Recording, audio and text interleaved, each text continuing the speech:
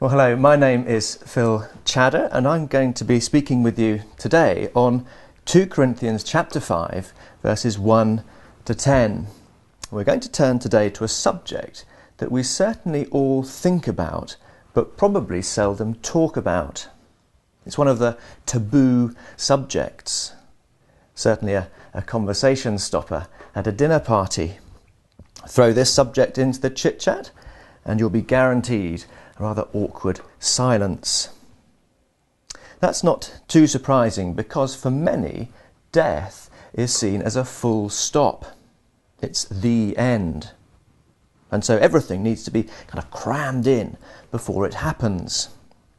So we see books published explaining the sort of 1,000 things that you must do or places that you must see before the inevitable happens, before that unwelcome full stop puts an end to your existence.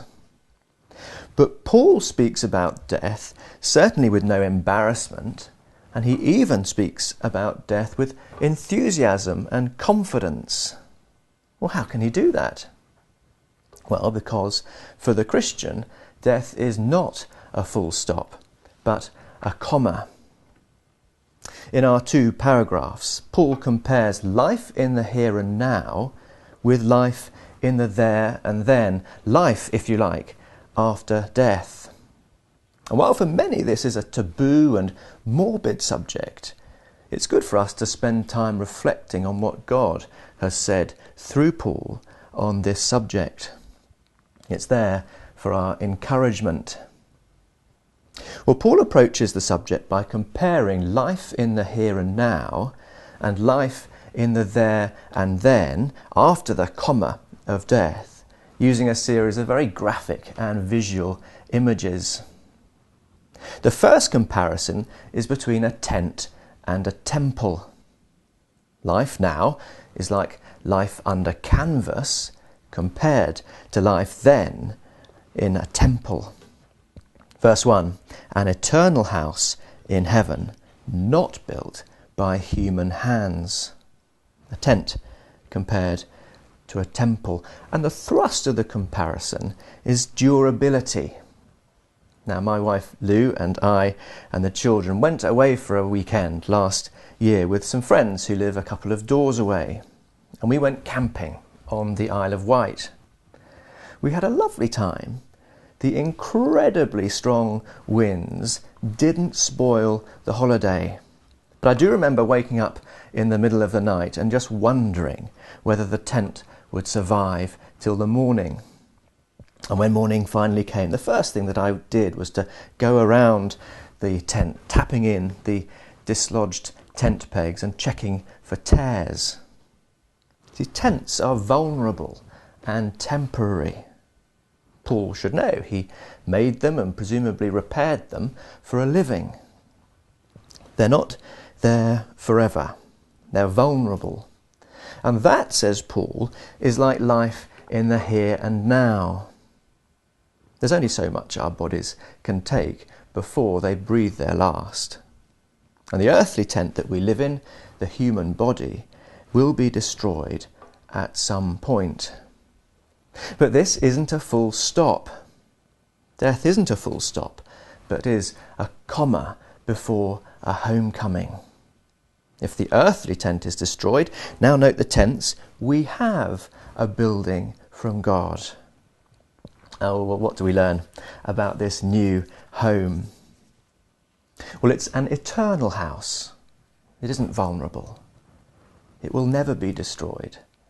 It is in heaven, and it's the house that God built, which makes it not a tent, but a temple. So death for the Christian believer, that's who the we of these verses includes.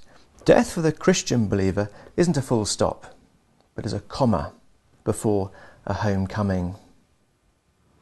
And that doesn't mean, of course, that we don't grieve the death of those that we love. Of course we do.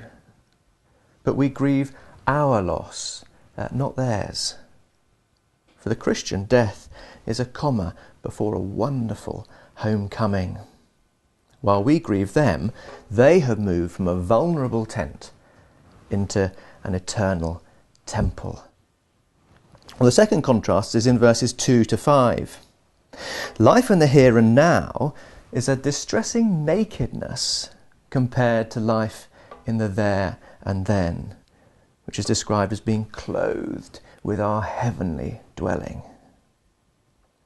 We've already touched on one major way in which life in the here and now is distressing nakedness while we groan, longing to be clothed with our heavenly dwelling.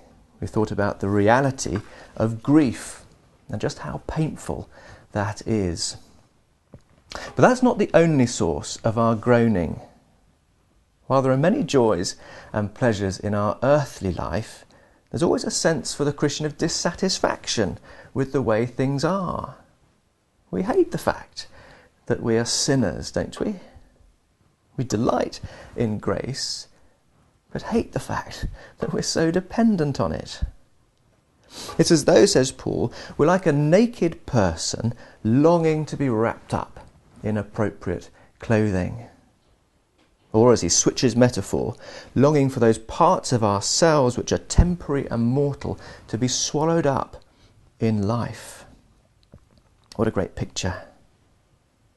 At the moment of death, which the secularist would see as the end, the full stop, at the moment of death, quite the reverse is happening. At the moment of death, when the tent is being destroyed, death is in fact being swallowed up by life. At the moment of death, God accomplishes for us, verse 5, the very purpose for which he made us. And he's given us his Spirit as a guarantee. So while death does remain the ultimate enemy for the non-Christian, for the Christian, God uses death to swallow up the effects of the fall, to swallow up what is mortal with life. Well, it's impossible to dwell on such wonderful truths and then just shrug our shoulders and say, so what? But because Paul knows how hard our hearts are, he gives us two very specific and direct results for the Christian believer of what he's had to say about this comparison between life in the here and now and life in the there and then. The first result is confidence. Looking here at verses 6 to 8. Confidence in the face of death. You probably know the story of Henry Venn, the great English preacher of the 19th century. As an old man, he was extremely ill, and the doctor was called to his bedside to examine him. And the doctor carried out his examination and then turned to Henry Venn and told him that he was very sorry, but he only had hours to live and almost certainly wouldn't survive the night. And you know, Henry Venn was so excited that he lived on for another fortnight. We are confident, says Paul, and would prefer to be away from the body and at home with the Lord. That's result number 1, confidence in the face of death. Result number 2 is purpose. We see those in verse 9 and 10. But verse 10 isn't there to rob us of the confidence that he's telling us that we should have in the face of death. One writer said on these verses that it's not our salvation, but our commendation that's at stake when we appear before the judgment seat of Christ. I'll say that again. It's not our salvation, but our commendation that's at stake when we appear before the judgment seat of Christ. We want to stand before him and hear, well done, my good and faithful servant. So we make it our goal to please him. You do realise, don't you, that when Jesus was in the Garden of Gethsemane, he faced a choice. And the choice was this: go to hell or lose your disciples. And he went to hell so that we don't have to. Now, if he did that so that we could swap a tent for a temple, if he did that so that we could exchange nakedness for being clothed with our heavenly dwelling, if he did that for us, shouldn't we not only have confidence in the face of death, but make it our goal to please him? It stands to reason, doesn't it? It stands to reason that we must live to please that audience of one, the audience of the Lord Jesus, living richly towards him. When I was growing up, we had a family dog called Rumble. And when you showed him the lead, there was a lot of frantic excitement as he ran round and round and round in circles, unable to contain his excitement. He knew that he was going on a walk to the common. And then we would set off, and Rumble knew the way to the common, and for all that way, about a mile, he would be straining at the collar, nearly throttling himself. And all the while I'd walk behind him, straining back on the lead, thinking, "You are such a lovely but very stupid animal. You're not going to get to the common any quicker by straining and half throttling yourself."